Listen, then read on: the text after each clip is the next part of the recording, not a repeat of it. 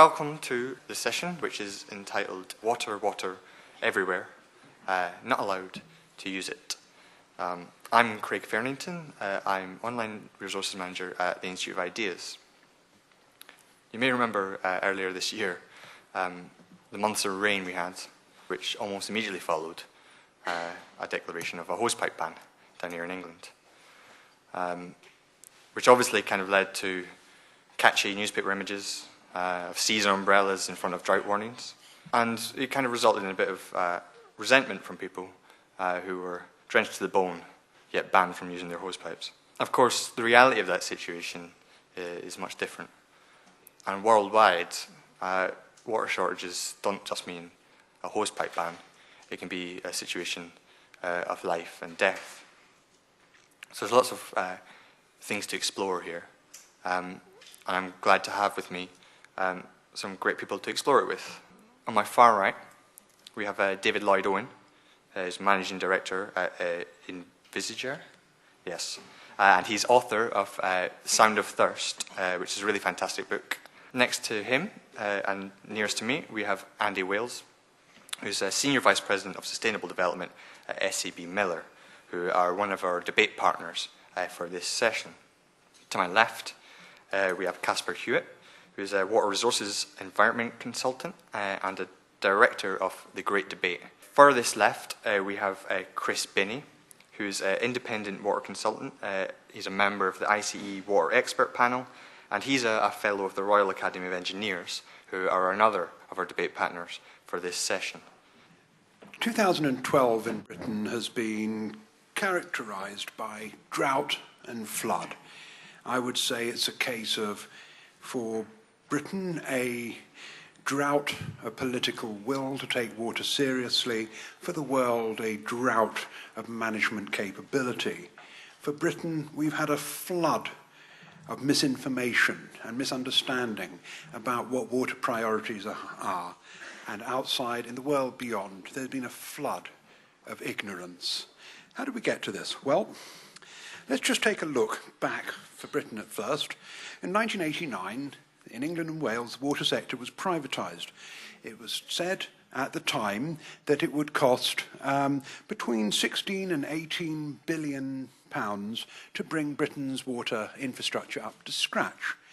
I was forecasting at the time it'd be close to 30 to 35. In fact, in the first 20 years since privatisation, 92 billion pounds has been spent dealing with various infrastructure issues, and another 90 to 95 billion pounds has to be spent in the next 20 years. And yet, we don't really get the impression that the water sector is particularly in good shape in Britain. We're still highly vulnerable to events like flood, events like droughts, and public perception remains challenging.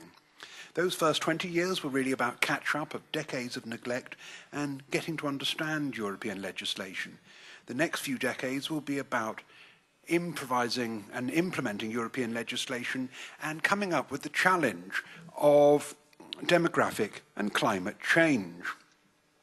So, it's not a very easy market to be in, neither for the customer, the environment, or the companies themselves. Globally, we were told earlier this year that the Millennium Development Goal for water, that is, to halve the number of people without access to improved water, had been met in 2010. I wish that was the case. Officially, people get terribly excited because 700 million people don't have access to improved drinking water. In reality, between 1.8 and 3.5 billion, in other words, half the world's population, doesn't have access to safe drinking water. At least 2.6 billion don't have access to safe sanitation. In Kenya and in India, more people have access to a mobile phone than have tap water. So something is not quite right here. And looking at sanitation, no, I'm afraid the 2015 target of halving the number without access to sanitation was not met last year. It is on course to be met in 2080, which is not terribly encouraging. coming home. In southeast England, we are addressing an existential water crisis. 41% of all water which hits the ground in southeast England is already being used. We are officially a desert. There's less water per capita in southeast England than there is in Syria or Egypt. But we operate on the mentality of being a water-rich country. Half of this is a problem of perception. Politicians are utterly scared to address water issues, to take water seriously.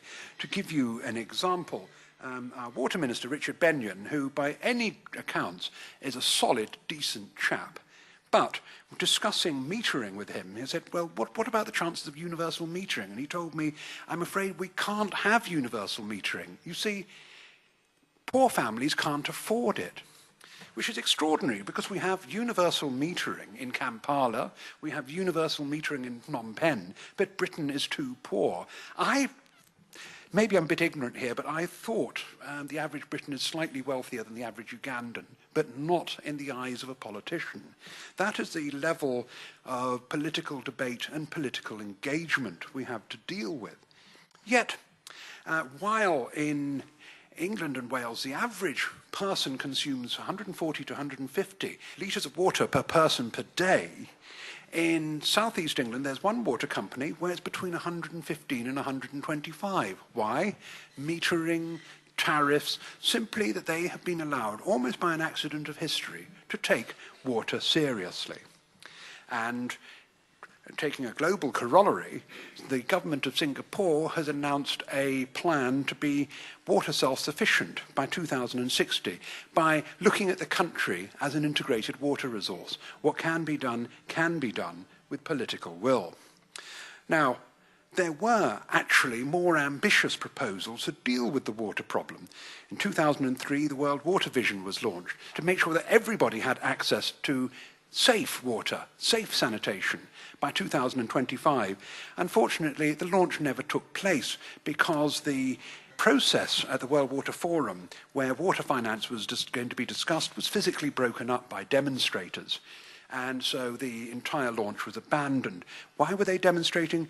Because they believe that all water should be free and that it's an absolute human right to have free water and no form of public involvement whatsoever, no form of finance should be allowed to pollute water, which is wonderful. And I agree, free water is a lovely idea, so is free cholera, so is free dysentery, so is free yellow fever. So that is the level of political engagement we have to deal with. So how can we go on? I'm just giving a few general points here, but I would say, can we move on by taking the case of what's happening in Singapore? There, when you go to a conference, the Prime Minister of Singapore will turn up without notes and speak for an hour about water policy. It's rather embarrassing. They have fair water pricing for all. Industry, customers, everybody pays a sensible full cost recovery price for water, an affordable price. Those in poor families, of course, do get subsidies. But what they did first, they had good service for everybody. Then they started making more exciting things through a political consensus, through using the private sector only when the private sector has something to offer, using the government only when the government has something to offer. So nothing is ruled out. The only thing they're interested in is water efficiency and self-sufficiency. What Singapore has done is not exceptional. We must make it the norm. Thank you. Fab, thank you. And just to give you some context, I work for SABMiller. We make beer in about 70 countries around the world, and also some soft drinks. And I actually used to work in the water sector and then went to a kind of higher value purpose. I wanted to, I guess, make three short points, basically. The first is that water underpins growth around the world. A lot of the work that looks at water risk around the world, if you aggregate it, shows that by about 2030, water demand will be 40% higher than water supply. Now, that's quite a big challenge for a business like ours that depends significantly on emerging market growth. And of course, it's a big challenge for consumers in those markets, citizens, who are looking for a higher quality of life. And the principal driver for that is, to an extent, population growth, but largely the improvement of wealth. The fact that we've got about 2 billion people who are defined as middle class around the world now, and by 2030, there will be about 5 billion people. People who, like you and I, can maybe have a coffee at the start of the day, or if we choose to, eat meat a couple of times a week, and do other things that are actually in the supply chain quite water intensive. And first of all, that growth of the middle class is something that we should celebrate. Particularly, as I guess I class myself as an environmentalist, and too many of us are often miserable about growth. But actually, the opportunities that brings to another 3 billion people to have a much higher quality of life is fantastic. But we can't do it, we can't get there without significant changes in how value chains work and how resources like water are used in value chains. And that's not always, though, a negative challenge. So if you look at the water gap for 2030 for South Africa is about 17%, or up to 30% if you look at some of the climate change scenarios, if you include those. South Africa can bridge that water gap and save $120 million at the society level every year if business and agriculture, farmers and government work together in an integrated way to tackle that challenge.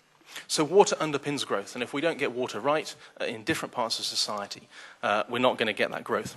Getting that growth is challenged because water is a rather dreary subject. The water ministry, the environment ministry, isn't normally the top job in any cabinet, and it's not often the top role if you're coming out of university. Actually, there's a whole range of issues and challenges, and you can see them debated at the weekend here, that attract more people than the water issue. But what we need to understand is water doesn't just sit on its own. Water is intricately connected to what we might perceive as bigger issues like food and energy. And in fact, the way it's often connected at the moment is by considering the water-food-energy nexus. The fact that you can't set policy, you can't run a business by looking at those resources separately. Actually, we need to look at them in an integrated way. And that's obviously if you look at some of the stats. Agriculture uses 70% of water around the world, and agriculture is also one of the biggest polluters of water.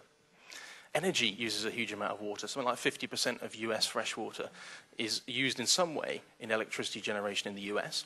And of course, the water industry itself uses a huge amount of energy. In the UK, something like, I think, 6% of greenhouse gas emissions come from the water sector. Pretty much the same as aviation, although you don't often hear it. And actually, of course, they all come together in the delightful subject of biofuels, which has been in the press this week, where a potential renewable energy source is hugely intensive in many ways, including its use of water. And so we need to think about these things in a connected way. And it's amazing how people don't. I was at sharing a session at the Latin America Economic Summit in Mexico earlier this year, and we had the agriculture minister from Mexico giving his 2020 vision for agriculture in Mexico, and the head of the state water company in Mexico giving the 2020 vision for water, utterly unconnected. And yet these resources need to be managed together. And in fact, post that session and with some work with the World Economic Forum, that's really moving forward. So water underpins growth, but it needs to be connected to particularly food and energy through how we think about the water, food, energy nexus. But we'll only get there if we value water properly. And one of the big reasons that water isn't considered in these conversations as effectively as it needs to be is because it's so chronically undervalued around the world. It's partly because we don't understand the flows. The fact that as a water user in London, in the southeast of the UK, as David says, you might use 125 litres of water per day for your daily washing and cleaning and using the loo. But your total water footprint might be more like 4,600 litres of water per day if you take data from people like WWF, because of the water used to grow the cotton in your shirt or the food that you eat or even the beer that you drink. And in fact, if you're an average UK cotton wearer, your daily cotton footprint is 220 litres of water per person per day, more than your actual water consumption. Now, footprints are great concepts for awareness and terrible concepts for leading to action, because they can actually be misleading. Because, of course, you could be buying a product that uses lots of water and is made in a part of the world, but they do have lots of water, so it's no problem. Equally, you could be using a product like a cotton shirt, where the crop is grown in a very water-scarce area, perhaps in Egypt or parts of Pakistan, and actually be having a significant impact on water scarcity. And how do we bring that together in the context of global trade? One of the key things there is being able to properly price water, particularly for its use in agriculture. And I'm saying that as representing a company that buys a huge amount of agricultural raw materials every year, because we recognize that for water to be better managed, actually it needs to be more properly priced. And what's more likely is actually that proper pricing of water will lead to dramatic efficiency changes rather than leading to a much bigger increase in my price of water. So water underpins growth. We need to think of it in a connected way, but it needs to be properly priced. I guess one of the big debates we have when we think about water pricing is the similar issue to metering about its potential impact on the poor. And that's why it's so politically difficult. And, you know, I've had conversations with ministers from South Africa, Tanzania, many other places about water pricing, and it's an incredibly difficult political issue that they're very open about it. And so in a way, we can't actually rely on better pricing. We need to push it, but we can't rely on it. And that's where we need to also look at other solutions. And one of the things that we do as a business is a lot of extensive watershed protection partnerships. Not philanthropic, but to protect the growth of our business in the future, recognizing that we can't grow as a company that uses lots of water if communities don't have access to water and if ecology is not protected. And that's where we work with organizations like WWF, with the German government and many others around the world, to find ways that we can seek to protect watersheds in quite innovative ways, often paying farmers to use their land better so they don't pollute water so much, working with all sorts of different industries for us together to cut our water use so that we can find interventions that actually begin to tackle that water challenge. Thank you. Okay, I was looking at the title of this session, Water, Water Everywhere, Not Allowed to Use It, and correspondence with the other panellists, maybe decide to focus on demand management today. I know that David Lloyd Owen and Crispin E are both advocates of demand management, and it does have its place. I'm not against metering per se, nor do I think access to water is a right. But the demand management paradigm, which has dominated thinking about water and other resources for 15 years or more, is deeply problematic. It actively holds back development, both here and even worse in the developing world. And it's also part of two wider trends that I reject absolutely. One is to view all resources in terms of limits, and the other is a general critique of consumption, which is twinned with a new moral push to alter our behaviour. Yet water is the one resource that can never run out. It's infinitely recyclable. We have the hydrological cycle. And it's already clean when it falls back to Earth. There's all the more reason to catch it, and I'm going to talk a bit about that. Yet there's major resistance to doing so. So I throw the question out, what is wrong with supply management? The UK is a water-rich country. It's not just a perception. I see no reason to not build for future more plentiful supply. I also wanted to say a little bit about the unexpected benefits of large engineering water projects, and I'm going to talk about two examples, one from 150 years ago and one from 30. The first is the London sewer system, which I'm sure you're all familiar with. It was designed by Sir Joseph Bazalgette, and the project was a response to two cholera epidemics, which killed 25,000 odd people, and the famous Great Stink of 1858, when the Thames smelt so bad they had to close the House of Commons, which of course is when Parliament decided to act. Now Bazalgette, he proposed an enclosed sewer system, and at huge expense his plans were implemented, and in a staggeringly short 17 years, London's core sewage system was built. It included 75 miles of main sewers, 1,000 miles of street sewers, and 4 major pumping stations. But the best bit about this example is Bazalgette's immense foresight, which has continued to benefit the people of London to the present day. He designed sewers that were twice the diameter that he calculated were actually needed from a pragmatic point of view that, and these are his words, we're only going to do this once, and there's always the unforeseen. So he actually put in a factor of 4 in terms of volume that those sewers could take. I like the factor 4 bit because there's a book called Factor 4, but we'll come back to that. But he was right. This larger diameter was able to cope with a huge increase in population density in London after the Second World War. Now, the other example I want to look at is Kielder Water, which is in the northeast of England, which is where I live. It's Northern Europe's largest man-made lake, and it holds 200 billion litres of water. It's the last large reservoir to have been built in the UK, and it was completed 30 years ago. A shockingly long time ago, actually. It provides plentiful, good quality water to the northeast, but it's also a resource people use in all sorts of other ways. They walk and cycle there are lodges there where people holiday, they do water sports, horse ride, enjoy the wildlife. It's a great resource. Was it over-designed? I've had it argued that it was. I got criticised recently at another conference for using it as an example because it was seen as having been over-designed and was seen as a failure. I would argue that it wasn't at all. And in fact, recent developments seem to underline that because in fact it's going to attract new industry to the northeast now because we actually have that resource. Now, contrast that with the recent Thames Water debacle. I don't know if you're familiar with it, but in 2006, Thames Water proposed building a new reservoir near Abingdon in Oxfordshire to hold 150,000 megalitres of water to deal with the projected population of London, of the London area of 12 million, and plans for building 200,000 new homes for the region. And there was huge resistance to the plan. The UK Rivers Network wrote a position statement on why they opposed the plans. Their criticisms included the fact that the exact number of new homes to be built was unknown. Thus, the case for large new sources of supply was unproven. So it was unreasonable to attempt to meet projected demand. And I quote, "Detailed plans for reducing demand have not been outlined." And this is the best one, another quote, "Our suspicion is that Thames views the possibility of greater demand for water as a chance to make even more profit out of even more customers. The proposal for a new reservoir near Abingdon is primarily a way for Thames to make more money. It's unsustainable, undesirable, and unnecessary." Hardly an objective critique, yet fairly typical of the response to these sorts of plans. Other objections included the fact that the reservoir may have an effect on birds from the RSPB, and from the CPRE, the reservoir would change the way the area looked. Now, ultimately, the critics of the plans won. In March 2009, Thames Water announced that it was significantly downscaling its plans and putting back the start date of construction by 5 years. Now, in their response to the public consultation, Thames Water noted a substantial reduction in forecast consumption from today's 157 litres per head per day to 135 by 2035, and referred to, again a quote, "improved understanding of customers' reduced water consumption following the drought."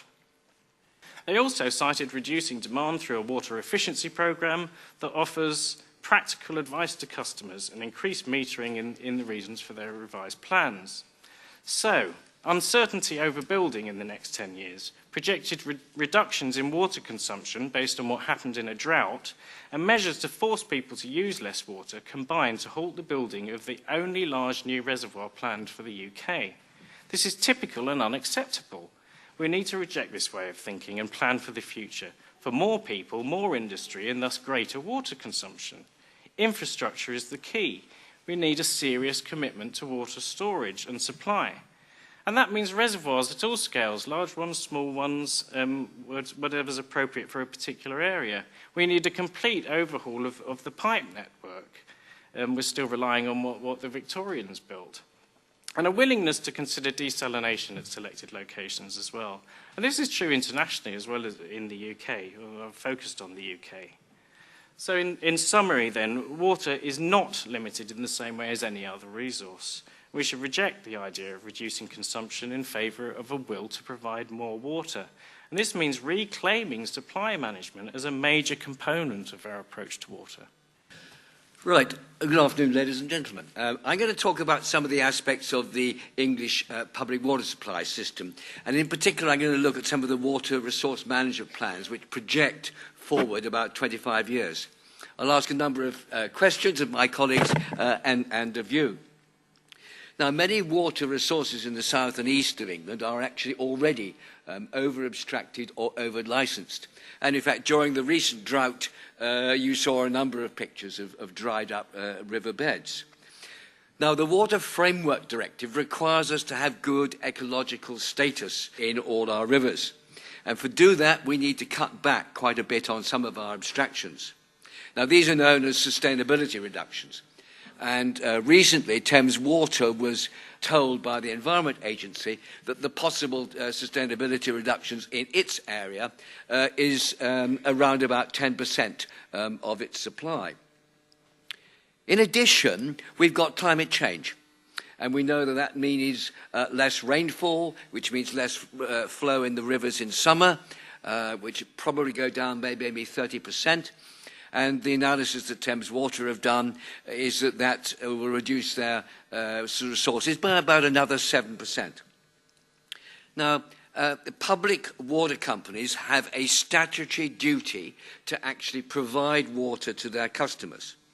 Now, the abstraction licenses under which they work were granted on a first-come, first-served basis, and are generally in perpetuity. And other abstractors from the river are also in industry, cooling of power stations, and agriculture. So it's clear that with the reduction in water resources, etc., we're going to have to reduce the abstractions. So my question to you folks is, with the reduction in water resources available, whose licenses should be reduced, and how should the abstraction license system be changed? Let's go on now and look at the supply-demand balance. Now, where a company does not have a shortage of resources, then I would agree with Caspar that demand management is not an issue. But in the south and the east of this country, there is, over the next 25 years, there is a shortage of resources, so demand management is needed as well as new resources.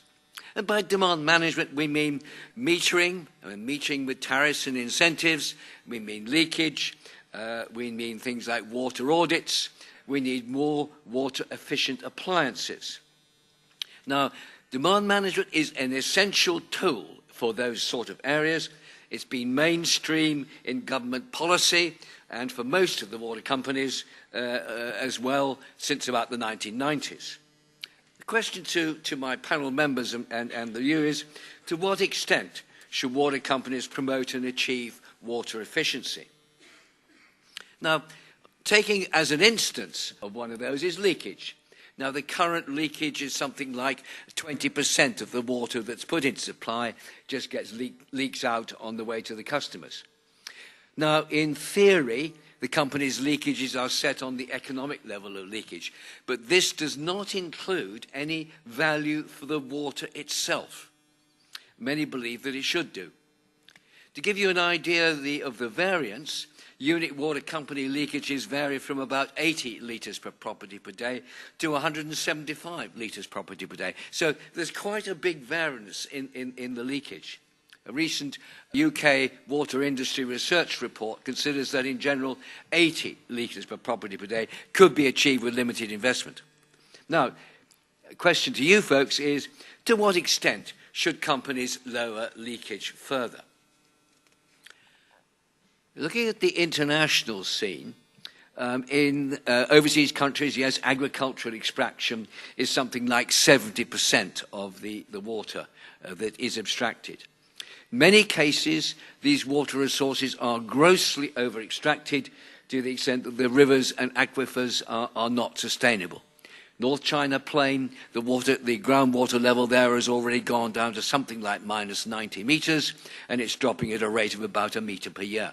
The Canadian Water Soft Path book says, and I quote, "To meet the food demands of the projected world population in 2050, will require close to all the fresh water that can presently be withdrawn.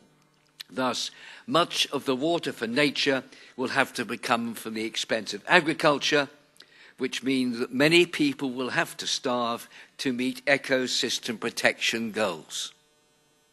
Interesting, provocative.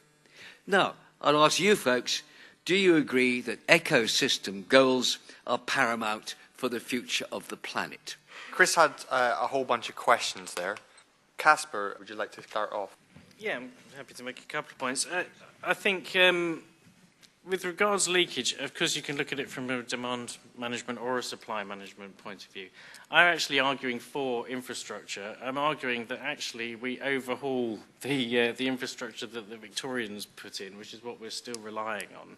And I'm actually sort of seeing that from a viewpoint of supply management. So the leakage thing, I agree with you entirely. I would actually try and get that down to 1% if it were up to me. But that means huge spending. You know, it actually means political will and taking it seriously. And that's part of the story, in the same way as building new reservoirs where we need them is part of the story. I would always put people first. I do think that, yes, we need to maintain ecosystems in certain circumstances, and we need to actually look at those things seriously when we just make decisions about things, but I would always put people first. I was a bit disappointed that David didn't draw out the points in his brilliant book, sound athirst, because actually one of the main points that you make in that book is about universal provision, that actually it is possible to provide water to every person on the planet, and that's what we should be aiming for. So I was a little disappointed you didn't go down that road, because that's the road that I would go down. All United Nations targets and so on until now have been about lessening non-access. It's a completely wrong mindset. If you have 10% of people in a urban area who don't have proper sanitation, their excrement pollutes the other 90%. So targets and targetism are fatal errors. The only target that matters is universal access. Compared to a lot of things like electricity and telecoms, soft drinks, and so on and so forth, universal access is extraordinarily cheap. My estimate is between $7 and $9 trillion would mean everybody in the world having a household tap of safe water, and everybody in the world would either have sewerage or a proper form of septic tank management, and all urban wastewater would be treated. It is astonishingly affordable, a fantastic recession buster, great job creator, and it also turns the entire way we look at water. You say, right, we have, and I do believe it is a finite resource, but a renewable resource coming in one end, and instead of treating wastewater as a waste, we start to treat it as a resource. Wastewater is all about water, nutrients and energy, and it's high time we started extracting all that goodness that we put into it. I mean, I think one of the things we need to remember here is there are huge inefficiencies in water use around the world. And if we come back to this idea of having water, food and energy interconnected, and the fact that 70% of water goes into agriculture, 30% of food around the world is wasted. 30%, pretty much, 30% in the developing world is lost in field because of lack of infrastructure and kind of proper agricultural planning. 30% in the developed world, or just below, is lost because we buy food at the supermarket, let it go off in the fridge and chuck it in the bin. Or the supermarket gets it, doesn't quite like the right standard and throws it away. I mean, one of the things I'd love to see when you get your supermarket receipt and it says at the bottom you got 200 club card points or nectar points or whatever it is, and by the way, if you spent £100, you probably wasted £26 of that because you're going to chuck it in the bin. No, seriously, because actually we need to think about these things in a much more connected way. And if I look at it from the demand side as a business, as it were, even though we've got, and we had this debate in the green room early on, even though we have extremely good engineers all over the world doing a brilliant job in terms of making very good, high-quality, enjoyable beer, it was only when we set ourselves a target of improving our water use per litre of beer by 25% between 2008 and 2015 that we really suddenly started to see the scale of the opportunity there. And there's a lot of money on the table for us as a business, reducing our operating costs through our water, and we've got a kind of bigger carbon target. So I think there's a lot of opportunity to, both as consumers and as companies, individual consumers and as companies, think much more efficiently about how we use resources without actually reducing any of the utility or satisfaction we get from consuming products, because there's so much waste in the system. Right, I mean, coming back to Caspar, you say that water is going to run out. No, but water is finite, so you can't go on developing water resources. There is a finite limit for the amount that you can actually get. So I think you didn't take that on board in your analysis. Turning now to Kielder. Kielder was proposed back in, I think, 1974, because there was going to be a big growth in steel industry in the northeast of England. This enormous scheme provided a lot of water. In current day terms, it cost about £1 billion. At the time that it was completed, the water demand had not taken off, and the demand today is less than the demand was at the time of the public inquiry. So we've got a lovely £1 billion investment there, giving virtually no return at all. And that's one of the reasons why, if you're going to go for a reservoir, which takes 15 years or thereabouts from inception to commission, you need particularly robust water demand projections right through into the future. We come on now to the Thames Water proposals in 2006. I gave evidence at the 2006 public inquiry. That was into the desalination plant.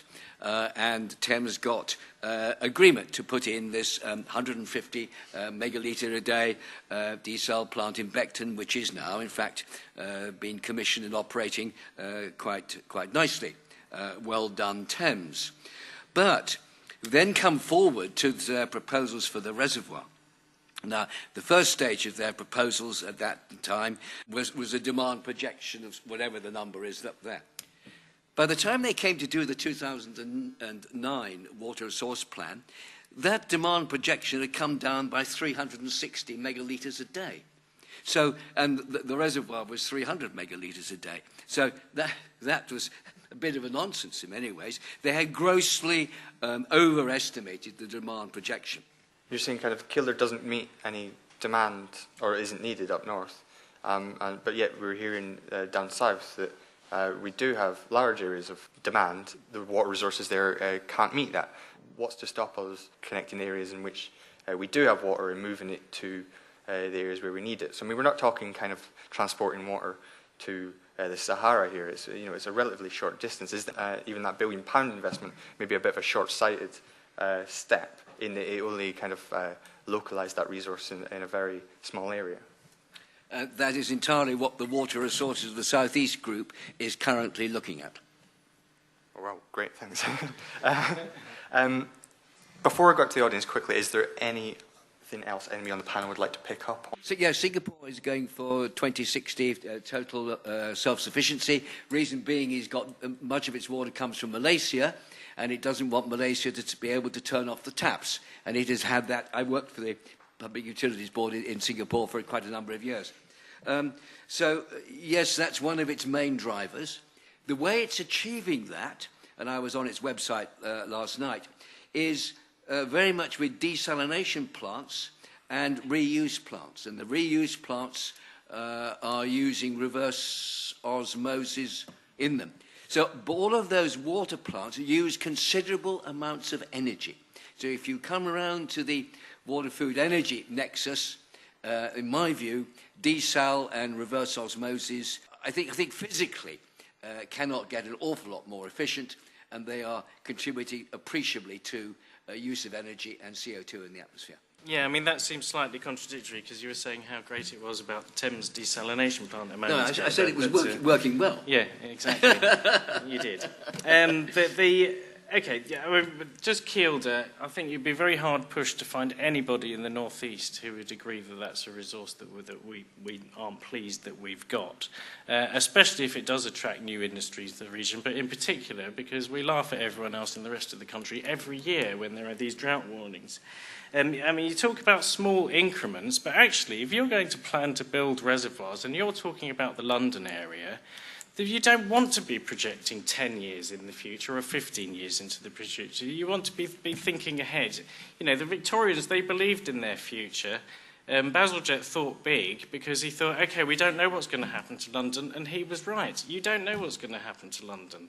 And in fact, one of the reasons the projection dropped so much is because the housing market collapsed, and therefore the projected 200,000 new homes aren't going to be built. But I would argue that actually that doesn't mean those 200,000 homes aren't needed, and that doesn't mean that the population of London isn't going to continue to grow, because it is. It's actually unrealistic the other way round. You know, the fact that there's an unwillingness to build houses or the infrastructure to support them is a real problem for society. Chris asked about leakage. The existing regulatory regime by Ofwat is what's known as the economic level of leakage, which everyone rather dismisses. But it's based on the perfectly sensible assumption that to dig up every pipe that leaks within 24 hours of being told it leaks would be enormously disruptive and enormously expensive. So the issue of leakage is not to get leakage down to zero, but to get it down to a lesser level. And interestingly, in terms of nudge behaviour, the argument for leakage reduction is actually on consumer perception.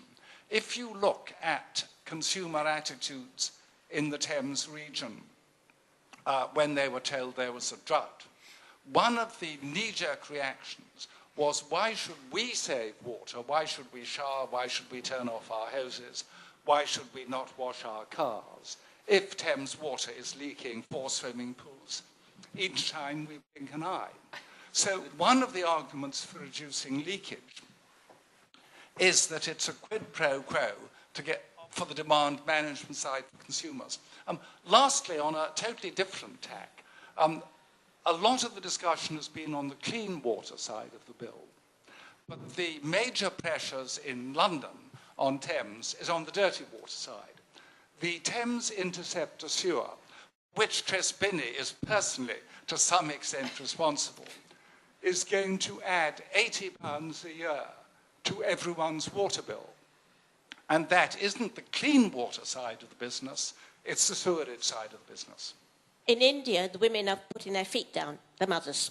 If somebody wants to marry their daughter, they're coming up saying, no toilet, no bride. A bit of sort of Lysistrata coming up.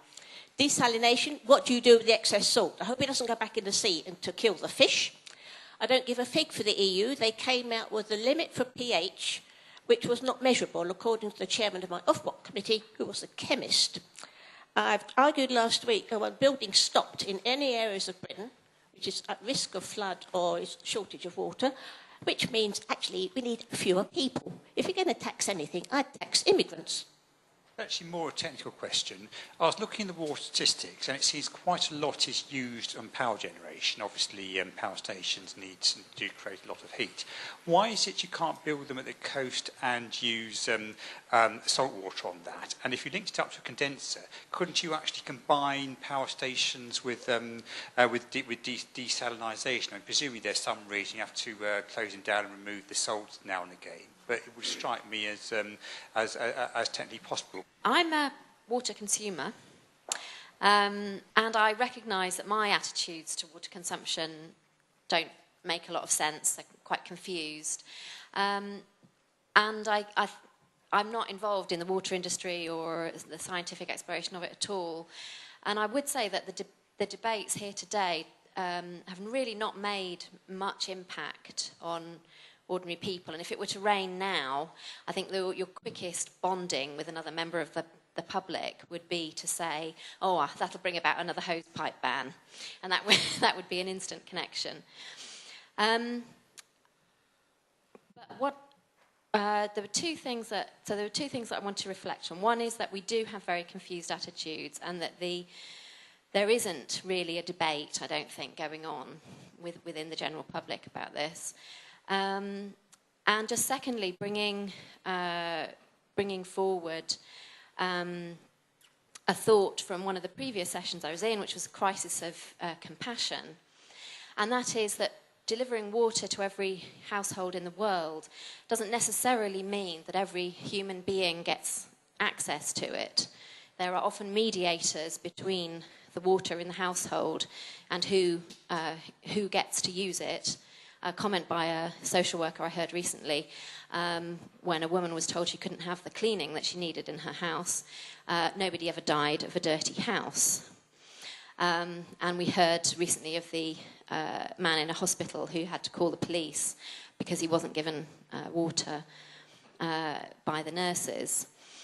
And thirdly, I'd like to say I see, people also as a resource and as an answer to this. And maybe we should think about moving around the resource of people rather than some of the structural changes. So maybe more of us should go and live in the northeast. Population movement, it does rather remind me when this came up at the last general election, and I think it was one of the parties suggested that people should be moved to the northeast and the north, especially immigrants. I presume that they're going to have tattoos on their foreheads and so on, so it's a dodgy subject. But yeah, it's just one of those things that people go to where the money and the power is, and unfortunately the water doesn't. We have an existential problem here. I want to touch on the metering point and the leakage point.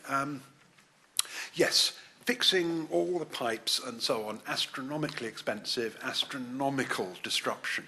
However, there are other ways of doing it. For example, real-time smart pressure management within the network to minimize leakage, using ways of remotely identifying where leaks are taking place and so on and so forth. So we're on this cusp of an era when water is starting to be, you might say there's a convergence between IT, mobile comms and water, and using all these things to manage it more effectively. And I do think that's going to have quite a big impact. The other side on that is making customers aware about leakage within the property, which does account for 30% of leakage. So there's quite a lot that can be done there. And funny enough, smart metering is a very early concept yet, but one of the beauties about smart metering, it tells you in real time you've got a leak. So it's early days, but there's quite a lot to be encouraged about on that side of the issue. On Singapore, yes, desal is terribly energy intensive. Wastewater recovery, less energy intensive. And in fact, we've already got trials in Germany where they are now they're generating 140% of the energy they're using through getting the energy out of the wastewater. And theoretically, it could be 700%. So there are encouraging moves in that direction again. If all goes well, that's one of the things to be encouraged about. We might be moving into 2 great decades of innovation in water, a new age, which is not going to solve the supply problem, but it's going to show that we can do clever things with demand and we can do clever things with a limited resource. When we talk about innovation in demand, how does that attitude here affect how we look abroad to places where actually limiting demand kind of does nothing because supply just isn't there? So I mean, is there a correlation between how we treat water here and how we behave, treat it as a resource, and actually how that ends up, the politics of that affecting, say, the development of water resources in, say, the third world? Some of the most heavy water users in the world are places like California and Australia, where that's domestic water users and users of irrigated water. Now, the simplest form of demand management and supply management is very simple. It's called the coil, it's called the pill, it's called the condom. Put those in, and we are now talking about sustainable water management. However, as we all know, those are completely politically unacceptable. We live in an era when politics is effectively about adolescents screaming at each other with microphones. You look at the moronic inferno of the US presidential election, for example. So what do we do with this? Yes, but there are some very interesting alignments. Some countries are starting to become water aware, and societies are starting to become water aware. I mean, traditional ways of dealing with water could be very water efficient.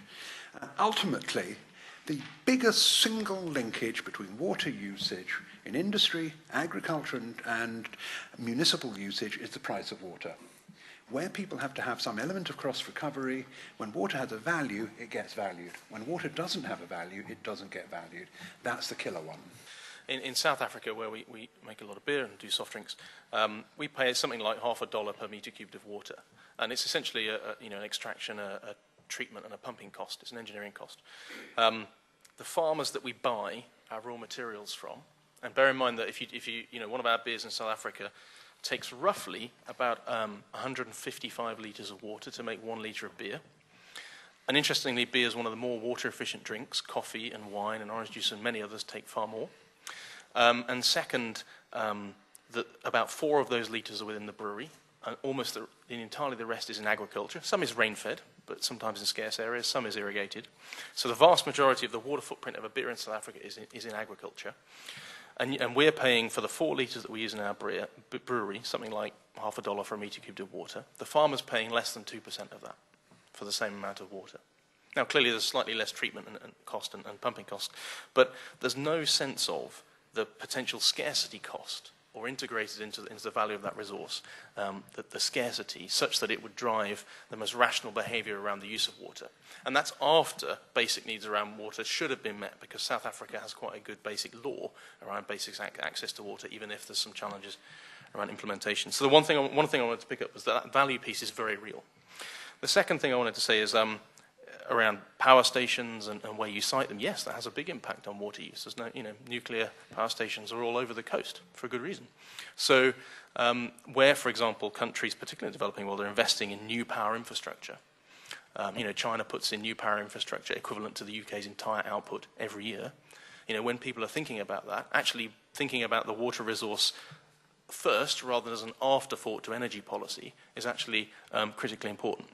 But the good thing about many of those markets that are experiencing perhaps the sharper end of water scarcity and water risk than us is that that does transform the public debate, because I agree the public debate in the UK is rather moribund and tedious, but actually if you go to China, the water debate is quite lively. So I'm involved in an organisation called thirstforwater.org, which is about getting young people in China, starting out in China and eventually globally, engaged in water debates. And they have, hundreds of millions of people tweeting their stuff and going on Weibo and all that stuff, engaged in the debate, because people can see a very real impact in their daily lives. Disturbing, but fairly predictable that it's gone into the discussion about population, and I find that very depressing, but not surprising at all.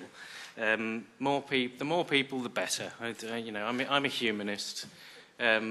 I like your crisis of compassion point. That sort of goes along with the humanist view. The idea that we need fewer people is the most objectionable idea on the table. And this is one of the reasons why I don't really like to buy into this whole idea of limits, and in particular with regard to water, I just don't buy it.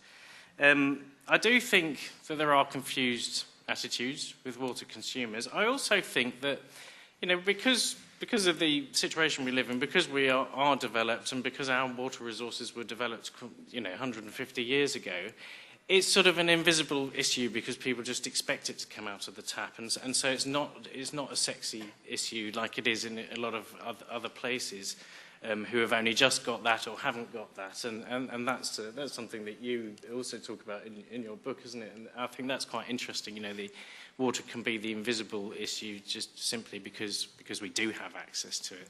But in some ways, that's a good thing. I mean, because it is good that we have that access. So the fact that it makes the audience smaller is not necessarily a bad thing. I did just want to point out something that I always think is quite interesting. I think most people don't recognise when you're talking about water pricing and these things. It's actually the poorest people in the world are the people who pay the most for water, and that's something that's counterintuitive. Yeah, most per unit. Yeah, that's so. And I think that's something to bear in mind.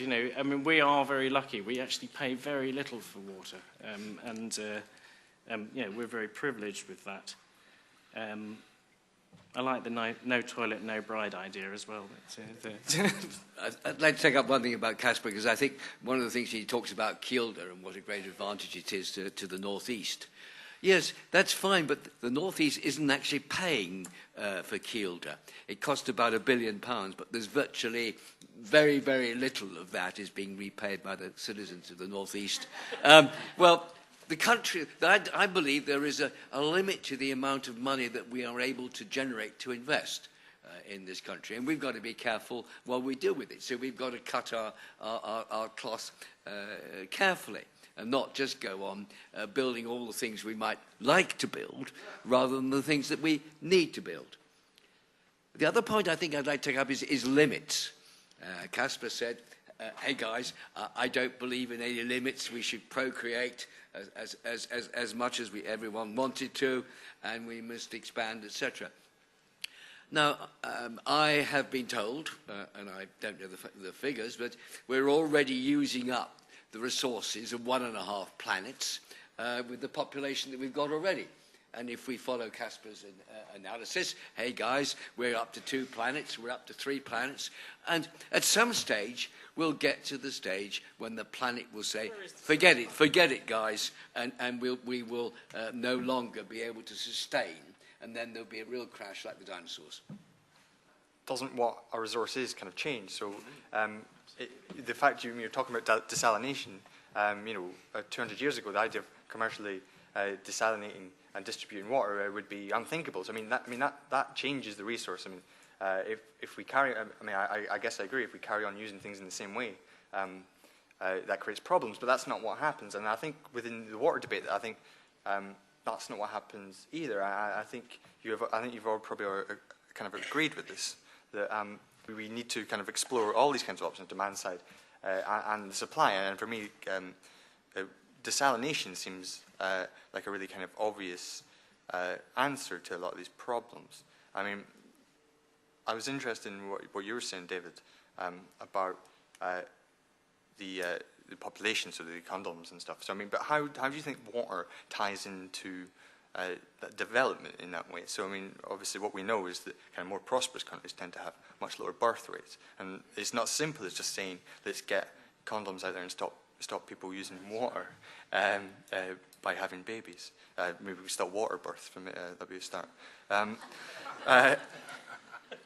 But, you know, so, I mean, what kind of role does water have to play in development? How does a country go about getting this clean water? Can it just happen before development, I guess? Water has a fascinating role in development. I did a piece of research where I compared GDP per capita development in South Korea, Singapore, Malaysia, India from 1960 to today. And they're all surprisingly similar in 1960. And then I compared it to the development of household water, household sewerage, and secondary wastewater treatment. And the interesting thing is to see how in Singapore, getting a world-class wastewater and water infrastructure in early boosted economic development. One of the reasons being, of course, it's a part of civil society. It's a sign of a civilized society. Skara Brae, 5,500 years ago, had universal household sewerage in the Orkney Islands. The Harappan civilization in the Upper Indus Valley in Pakistan had household sewerage 4,000 years ago. Household sewerage in Pakistan is very much the exception today. So civilizations are often characterized by their access to sewerage and to water, and more recently to wastewater treatment. And it's a sign of civil society and a sign of economic and political and social development, because it shows that a government is existing to create a civilized society rather than to line its pockets or to push down power. And that point about water being most expensive for the poor runs right to the heart of this, because where people have to rely on vendors, they can pay up to 250 times as much for water of poor quality. The rich, they get their water in a tap. They are also, of course, plugged into the power networks with the municipalities and the governments. The poor, they don't own their property, they don't vote, they don't get water. Civilized societies have universal access. And so, yes, I think it's, in a sense, whether the two are inextricably or causally linked is open to debate. But it's a sort of thing a developing and a developed society ought to have. And it's a good metaphor, in a way, for development. I wanted to come on the desalination piece. I was involved in a piece of work in 2009 called the Water Resources Group. It's now part of the International Finance Corporation, and it was a big piece of work done by different UN agencies, a number of companies like mine. The kind of work was essentially done by the consultants McKinsey. And one of the things they looked at was what the lowest cost option was in different parts of the world, with all solutions on the table, demand and supply solutions, to meeting the water gap. And of course that water gap by 2030 is very different in different places. China, India quite high, South Africa kind of in the middle, other countries much less of a problem. But 40% on aggregate overall. And almost in every single case, when you look at the abatement curves, the most expensive way to meet the water gap is by desalination. Now, in some ways, this is, I think, in this festival, kind of the engineering room. And one of the things that engineers in my operation, in my business, like are quite distinct, manageable, straightforward solutions that involve technology they understand and clear ways of managing the process. And desal is one of those, because it's very straightforward, it's very clear, the technologies are there, they're getting more efficient. Why isn't that the solution? There are, and it may be a solution, you know, desal may be the solution, particularly in coastal areas, particularly for high-value uses of water. But if you look at the total water gap that we have across different countries around the world, actually a lot of it is in areas where to get desal water there would be incredibly expensive and inefficient. And actually there are many other, much cheaper solutions involved around the way farmers use water, the way individuals use water, the way you can capture rainwater and develop much more sensible supply side measures that will be far cheaper than desal.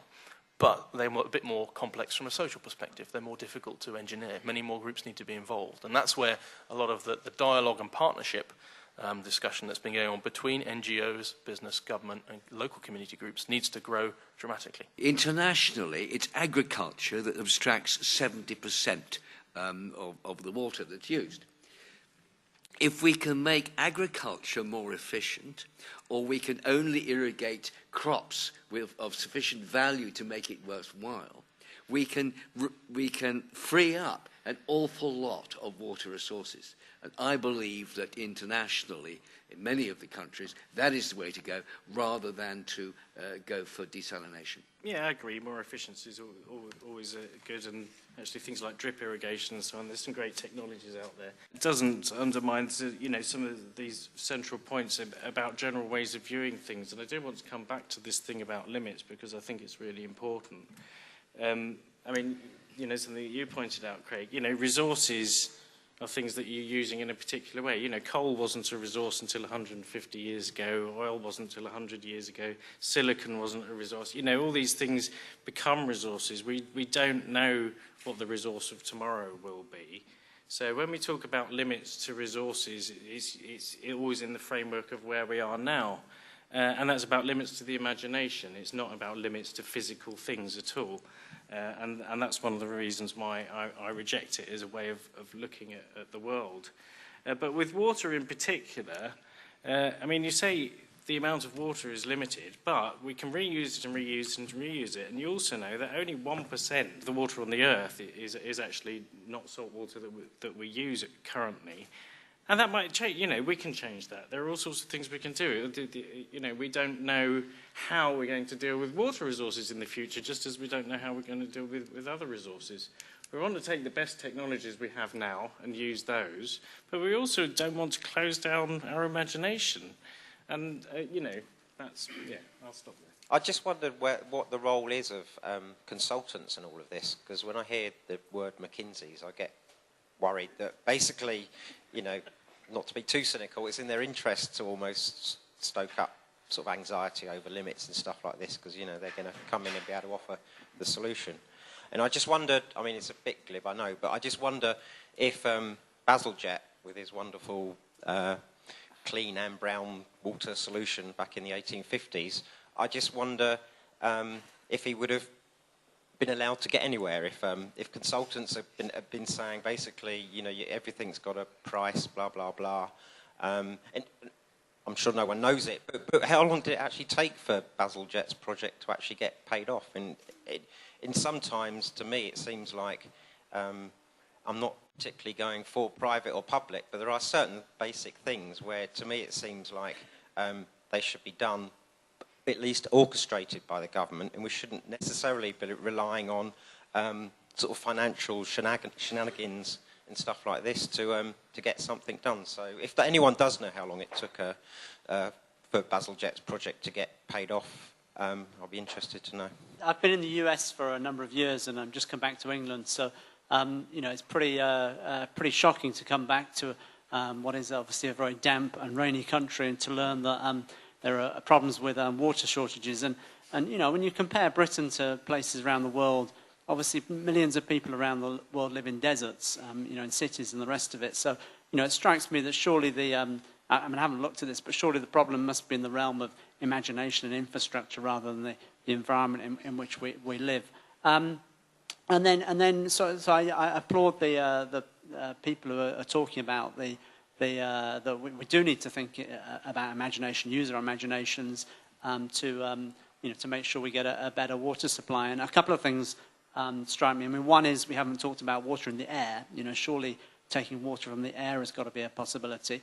The other one is that, again, I haven't looked at this, but what potential is there for moving water larger distances? Because obviously there are plenty of places around the world that have an oversupply of water, and then places that have an undersupply. And again, I know in the US that, I mean, they've just had a pretty serious drought in the central and the southern parts of the country. But, you know, then the other parts like the northwest and the northeast, again, have got an oversupply of water. They seem to not have a problem, well, not usually have a problem building pipelines to pipe oil from one end of the continent to the other. But I don't know why we're not building pipelines for water to span, you know, over thousands of miles. Is that a possibility? Perhaps the panel could comment on that.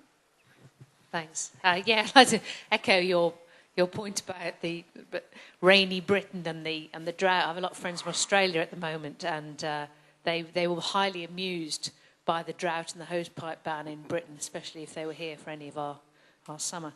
Well, two brief points really. One of them is to say that yes, people have always worried about limits and shortage of resources. And there's a quote which I wish I could remember verbatim. It's very pithy about our teeming numbers being evidence that our population is burdensome upon the world. That was written in 210 AD, when the entire human population of the world was about 250 million people. And we have always found solutions. Well, we've always found coal, and then when coal was actually to replace peak wood, hilariously, when wood became too expensive a resource to burn, we went on to coal, then we went on to oil, and so on. So yeah, we're able to find new solutions. And I'd like to come back to Caspar's point that water is infinitely recyclable. You can reuse the same water. It's not like something like a rare earth metal where that gets scarce and you have to actually find a completely new way of doing something. I find it very interesting that the idea there are natural limits on things and the idea that we only have a limited amount of money to spend on infrastructure things seem to tie in very, very nicely with each other and somehow linked together. And finally, although I love Bazalgette to bits, and he was obviously brilliant and had a great moustache and everything, but isn't it a pity that he is cited in every single engineering debate? I mean, surely somebody since then has done something great about infrastructure, and if not, then it's about time. Thank you. Actually, just to add on that, and I was interested, Andy, the way you were talking about water footprints, and I think the discussion about wastewater. And I think you also hinted at it, but doesn't what a water footprint is my understanding, change when we change how we deal with, say, wastewater and how we manage the resource there? So, I mean, yeah, so how I'm thinking is if you use 200 litres to make 1 litre of beer, yep, that 200 litres just doesn't disappear. Well, it doesn't necessarily have to disappear. I mean, isn't that a way? So, I mean, how useful is a footprint when we're talking about these and trying to deal with the issues? Sure. I mean, the footprint methodology is fairly well established. You can go online and dissect it at waterfootprint.org, and lots of companies and all sorts of academics around the world have kind of challenged it and tested it and joined in the debate. I mean, I think that the philosophy of it is that it's supposed to capture the footprint within a particular water system. And so, for example, if you do include, for example, in there an element of wastewater, if you're actually degrading water through the process of doing your industrial process or whatever it is, that is captured in there. But when I started talking about earlier on, we have to be very careful water footprints because they are really good for raising awareness. People are generally shocked by understanding their water footprint, but actually they're only so useful for taking, for example, a consumption decision. It's not particularly useful for you to compare 2 beers and say, this water footprint is this and this water footprint is this, because they could have been, the barley used to make them could have been grown in completely different places. It's much more useful for a company like me to follow the chain and use the footprint to understand which particular agricultural area is under stress and then get into detail. So you've got to be careful with them. I mean, I wanted to pick up 2 things if I can. One is around the limits piece, because I don't think that limits and imagination are 2 opposing things. I think they're very interactive, and that's a very healthy thing. And water limits are real. Look at the Times of India last week. There's a number of industrial parks that have been cut off in various parts of India from water supply because the monsoon has been lower than people expected. In the big scheme of things, that water is recyclable and everything else, but it can cause immense disruption if it's not in the place it's expected to be at the time it's expected to be there. And so the question is much more around how do we use our awareness of limits, which are as a result of growing demands principally, How do we use that awareness to drive creativity and innovation? And sometimes the solutions around water can be really innovative. So let me give you an example from Colombia, where we brew beer near Bogota, and we saw the price of our water as a business growing rapidly. And it turned out it was because the water utility had to pay more to take soil out of the incoming water source. And that was because of the deforestation from the Paramo, the kind of around Bogota. So what we ended up with, working with an NGO called the Nature Conservancy, was a beer company, us, and a range of other companies, paying farmers who are farming dairy cattle on deforested land to manage their land differently, to not have their cattle on the steepest slopes, to put back in some of the forest so that they don't get all the soil running into the river, and it arrested the price increase for our water. Now, it's not a technical innovation, it's a system innovation, but we need people to think at that systems level and think very creatively, and it's often the limits or the particular change in circumstance that drives that innovation. Can we move water around? Yes, and we do. There's a thing called the Ely's to Essex scheme, which takes water from Norfolk near King's Lynn and brings it down to Essex and provides water to east of London. So we're already transferring water from catchment to catchment. It's best done when you can take water from near a tidal limit so that it doesn't have any detrimental effect, and what happens there. There's also a proposal to transfer water from the Severn, lower part of the Severn near Gloucester, to the upper Thames as that's an alternative to the reservoir. So you're taking water which would otherwise go into the tidal part, into the upper parts of the Thames, and then regulate it down the river to London. I mean, the critical thing there is water quality and mixing of the qualities, and how far you can actually have to move down the river in order to be able to accept water which isn't quite the same quality. In China, they're putting in 1,000-kilometre water conveyor, a massive great canal to take water from the Yangtze up to Beijing, because there's an enormous shortage up at the top of that. Reuse, yes, there are a number of reuse schemes around the world. The one that is probably the best is Windhoek in Namibia, very dry area, and there for quite something like 20 or 30 years, they have recycled directly the sewage effluent into the inlet of the water treatment works. About 10 years ago, they did actually increase the level of treatment. In fact, so it's now got ultrafiltration on it. But previously, it just got ordinary water treatment works. And that's worked satisfactorily for 30 years. And Thames Water, one of the alternatives they're looking at for the future, is to take effluent from the Deepham sewage treatment works and treat that more, put it in the reservoirs in the Lee Valley, and use that as part of London supply. Again, they're thinking they're quite likely they might have to go to reverse osmosis in order to make sure that the impurities are taken out. And they're studying this at the moment. Chairman, thank you. The finance one and so on.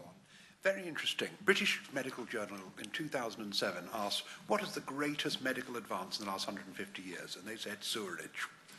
How was it paid for in Britain? By bonds.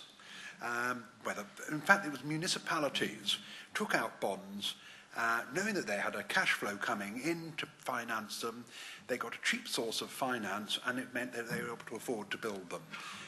So water and wastewater is a fabulously good investment in terms of not just the fact that it's a low-risk investment, but it's in terms of the returns, not just the financial returns, but the human and the environmental returns, which in fact vastly outweigh the financial returns. So I am a consultant, but not a McKinsey type. Yes, good old-fashioned, unsexy bond finance is the way forward. And I wish people would realise that water isn't an unsexy subject. It's a great thing to do business in that sense. Moving water. Now, it was claimed that to move water from Scotland to sort out the southeast of England's problems would cost £11 billion, which would something in the region of £80 to £120 to every customer's bill. Now, I'm always a little bit cautious about these schemes. It's like when they quoted £4 billion for the new London sewer scheme.